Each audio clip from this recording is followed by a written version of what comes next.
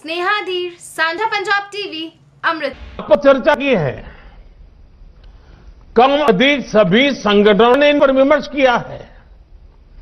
देश के किसानों के संगठन, कृषि एक्सपर्ट्स, कृषि अर्थशास्त्री, कृषि वैज्ञानिक, हमारे यहां के प्रोग्रेसिव किसान भी लगातार कृषि क्षेत्र में सुधार की मांग करते आए हैं। सचमुच में तो देश के किसानों को उन लोगों से जवाब मांगना चाहिए जो पहले अपने घोषणा पत्र में इन सुधार करने की बात करते थे, वकालत करते थे और बड़ी बड़ी बातें करके किसानों के वोट बटोरते थे, लेकिन अपने घोषणा पत्र में लिखे गए वादों को भी पूरा नहीं किया। सिर्फ इन मांगों को टालते रहे क्योंकि किसानों की प्राथमिकता नहीं था और देश का किसान इंतजार ही करता रहा। अगर आज देश के सभी राजनीतिक दलों के पुराने घोषणा पत्र देखे जाएं, तो उनके पुराने बयान सुने जाएं, पहले जो देश की कृषि व्यवस्था संभाल रहे थे ऐसे महानुभावों की चिट्ठियां देखी जाए, तो आज जो कृषि सुधार हुए हैं वो उनसे अलग नहीं है। होता क्या है? होता ये है कि किसान की पैदावार सस्ते से सस्ते दामों खरीदी जाती है और शहर में महंगे से महंगे दामों बेची जाती है। क्या मैं पूछना चाहती हूँ, क्या किसानों का हक नहीं बनता है कि उनके पैदावार की सही कीमत उन्हें मिले? क्या शहर में आम इंसान का ये हक नहीं बनता है कि रोजमर्रा की जरूरत की चीजें उन्हें भी सही दाम पर मिले? ये कब संभव होगा? ये तभी संभव है जब किसान बिना किसी बिचौलिए के अपनी पैदावार सीधे शहर तक पहुंच सके। मगर ये अच्छा है, किसान के लिए अच्छा है। आज किसान को एक विकल्प देने की जरूरत है, जितना विकल्प दे सके उतना अच्छा है, खराब नहीं है किसान के लिए। आज किसान जब सीजन आता है तो अपना आलू 2 रुपए 1 रुपए किलो में बेचता है, उसके 3 महीने बाद अपना ही आलू भी 30 रुपए और 40 रुपए में खरीदने का मजबूर होता है। ऐसे टमाटर की बात है। अपनी ट्रॉली का डाल खोल के किसान सड़कों के ऊपर अपना आलू गिरने को मजबूर होता है, जो फोटो दिखा रहे थे पंजाब के जो सांसद हैं। ऐसे जो किसानों को एक जितना विकल्प दें वो उनके लिए बुरा नहीं हो सकता, विकल्प देने की आवश्यकता है। अगर और कोई ये बाध्य नहीं है कि भाई इन्हीं को देना पड़ेगा।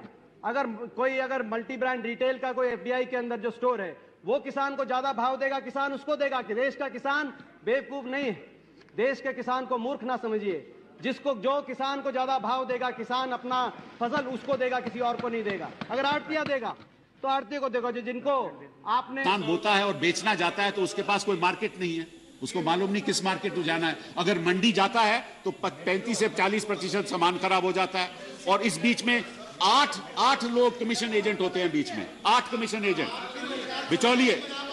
और ये स्टडीज की गई हैं और मेरे पास आंकड़े हैं कि बेचारे किसान को 15 से 17%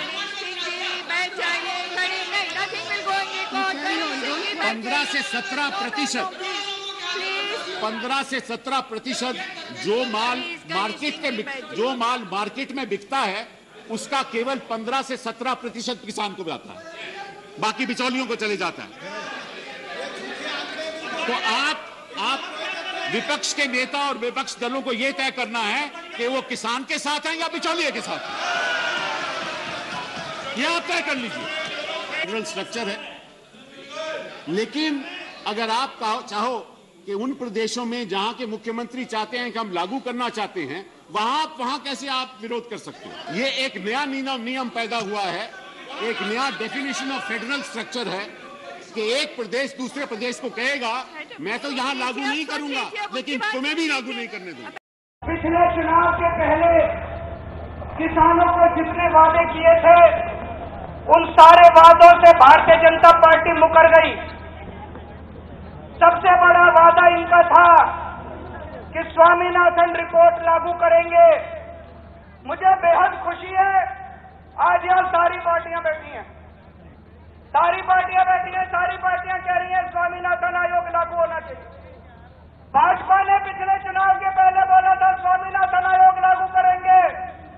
स्वामीनाथन आयोग तुरंत लागू किया जाए, किसानों को उनकी फसल का पूरा दाम दिया जाए, किसानों को भीख नहीं चाहिए। किसान अपना हक मांग रहे हैं, जो खून पसीना बहाते हैं उसका हक मांग रहे हैं। अगर किसानों को उनकी फसल के पूरे दाम मिल गए, किसान दोबारा आपसे अपनी कर्ज माफी कराने के लिए कभी नहीं आएंगे।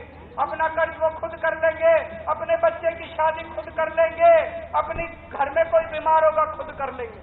आज किसानों को इसलिए हाथ फैलाना पड़ता है, इसलिए सरकारों के पास आना पड़ता है, क्योंकि उनको अपनी खून पसीने की पूरी कमाई नहीं मिलती। दोस्तों, तो हलफनामा वापस लो, स्वामीनाथन रिपोर्ट लागू करो, और नहीं तो ये जितने किसान आए हैं 2019 के अंदर कयामत ढा देंगे पूरे देश के अंदर तुम्हारे खिलाफ। ये भी पूछ रही हैं, पब्लिकली पूछ रही हैं, हमारे कृषि मंत्री टीवी इंटरव्यू में कह रहे हैं, मैं खुद बोल रहा हूं कि भाई आपको कानून में किस क्लॉज में क्या दिक्कत है बताइए। जो भी दिक्कत है वो आप बताइए। तो इन राजनीतिक दलों के पास कोई ठोस जवाब नहीं होता, और यही इन दलों की सच्चाई है। आज जो किसानों के नाम पर आंदोलन चलाने निकले हैं, जब उनको सरकार चलाने का या सरकार का हिस्सा बनने का मौका मिला था, उस समय इन लोगों ने क्या किया, ये देश को याद रखना जरूरी है। वही बातें इन कृषि सुधारों में की गई हैं। मुझे लगता है उनको पीड़ा इस बात से नहीं है कि कृषि कानूनों में सुधार क्यों हुआ, उनको तकलीफ इस बात में है कि जो काम हम कहते थे लेकिन कर नहीं पाते थे, वो मोदी ने कैसे किया, मोदी ने क्यों किया, मोदी को इसका क्रेडिट कैसे मिल जाए। मैं सभी राजनीतिक दलों को हाथ जोड़ के कहना चाहता हूं, आप सारा क्रेडिट अपने पास रख लीजिए। आपके सारे पुराने घोषणा पत्रों को ही मैं क्रेडिट देता हूं, मुझे क्रेडिट नहीं चाहिए। मुझे किसान के जीवन में आसानी चाहिए, समृद्धि चाहिए, किसानी में आधुनिकता चाहिए। आप कृपा करके देश के किसानों को बरगलाना छोड़ दीजिए, उन्हें भ्रमित करना छोड़ दीजिए। आज झूठे आंसू बहाने वाले लोग कितने निर्दयी हैं, इसका बहुत बड़ा सबूत है स्वामीनाथन कमेटी की रिपोर्ट। किसान से झूठे वायदे करने वाले सत्ता में आते रहो, झूठे वादे करते रहो, मलाई खाते रहो, यही इन लोगों का काम रहा है।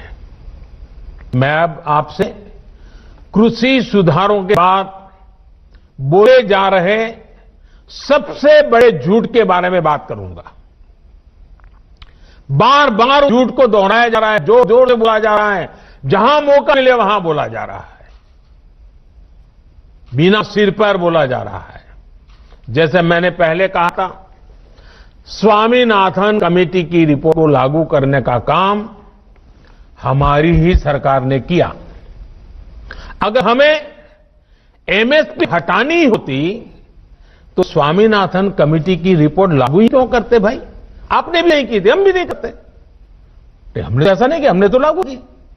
दूसरा, ये हमारी सरकार एमएसपी को लेकर इतनी गंभीर है कि हर बार बुवाई से पहले एमएसपी की घोषणा करती है।